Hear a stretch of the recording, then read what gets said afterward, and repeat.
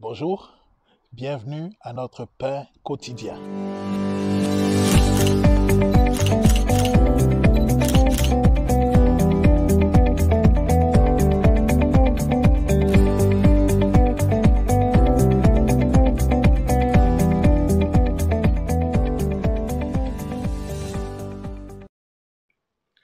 Shalom, shalom, j'espère que vous allez bien.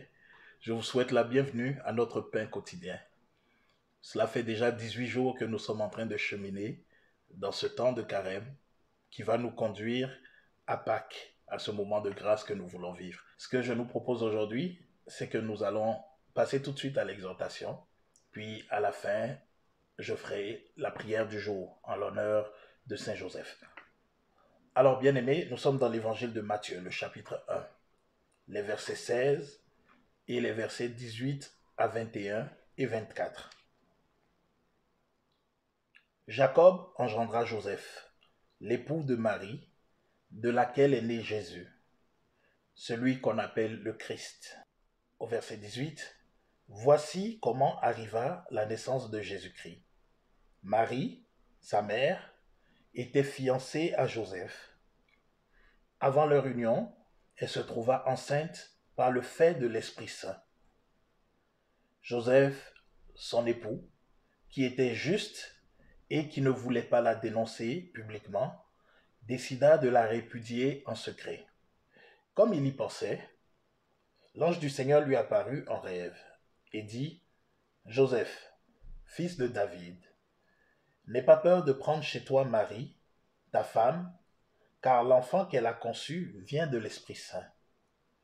Elle mettra au monde un fils, et tu l'appelleras du nom de Jésus, car c'est lui qui sauvera son peuple de ses péchés. » À son réveil, Joseph fit ce que l'ange du Seigneur lui avait ordonné, et il prit sa femme chez lui. Alors, bien-aimés, nous voyons ici Joseph qui, lorsqu'il a appris que sa fiancée Marie était enceinte, et la Bible précise, alors qu'il n'eut aucune relation avec elle, il était comme plein de doutes. Et donc, Joseph décide de répudier Marie en secret. Comprenons ici que les fiançailles dans la culture juive ont un sens profond de l'engagement.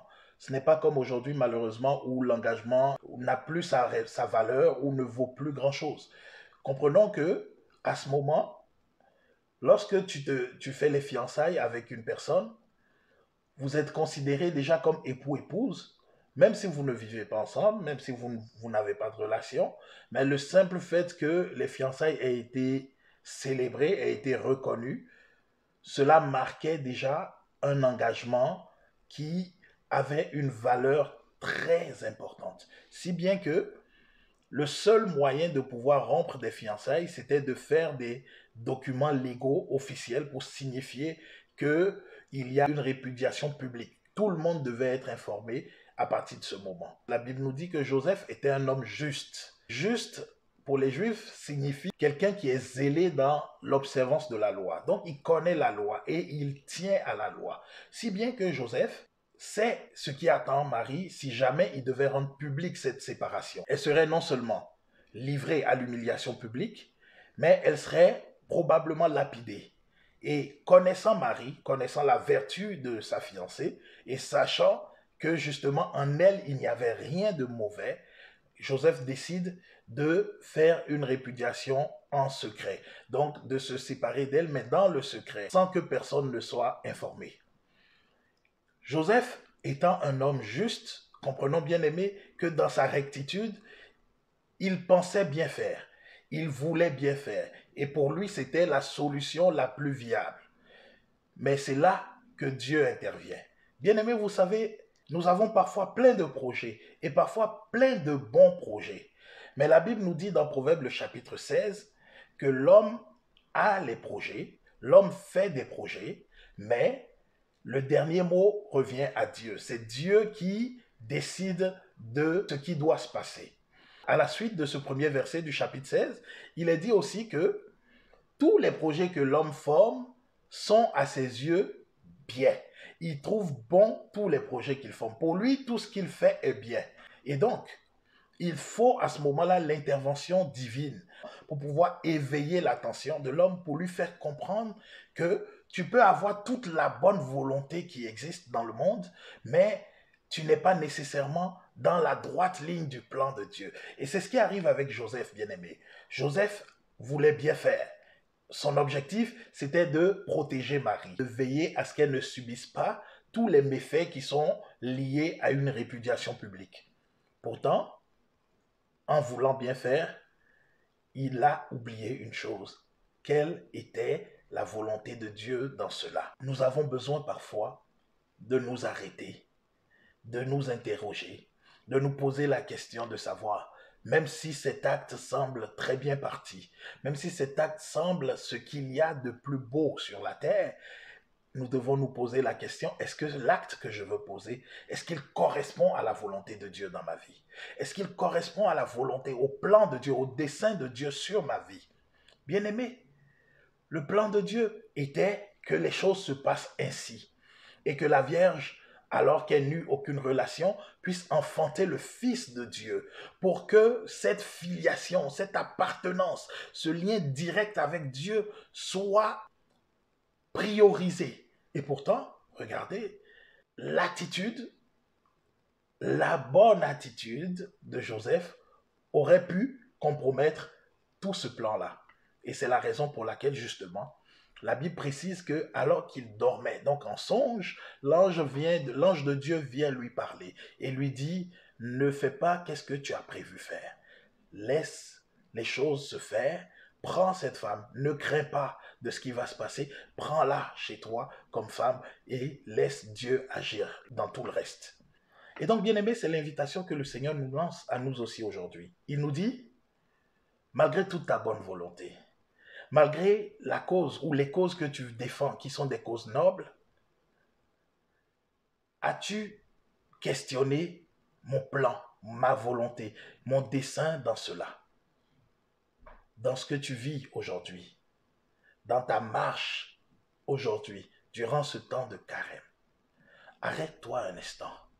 Si tu n'arrives pas à avoir la réponse, si tu n'arrives pas à discerner la réponse, dis, Seigneur, j'ai besoin que tu parles à mon cœur. Dis, Seigneur, j'ai besoin que tu sondes mon cœur et que tu me dises si je suis sur la bonne voie, que tu me dises si le plan, le projet que je fais, si ce dans quoi je me suis lancé déjà, est-ce que cela est conforme à ton plan dans ma vie? Est-ce que cela est conforme à ta volonté, Seigneur? Prends le temps de questionner le Seigneur et je suis sûr que le Seigneur te répondra. Je suis sûr que comme Joseph, plusieurs d'entre nous ont les meilleures intentions du monde. Et le Seigneur dit, il vous manque précisément quelque chose. Mon sceau. Vous ne m'avez pas consulté. C'est exactement ce que David a voulu faire. Lorsqu'on lit 1 Chronique, le chapitre 28, il le précise au peuple, il dit, regardez, à un moment donné, j'ai vu que j'étais dans un palais somptueux et je voyais le coffre de l'alliance qui était sous une tente. Alors j'ai pris la décision, je dis, je veux construire pour mon Dieu un temple à la gloire de son nom. Mais Dieu me dit non, ce n'est pas toi, ce n'est pas à toi. C'est un beau projet, construire un temple pour Dieu, c'est un beau projet.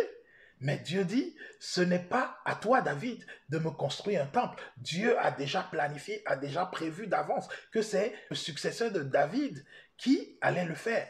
Et donc David interpelle le peuple dans ce sens pour nous montrer simplement quoi?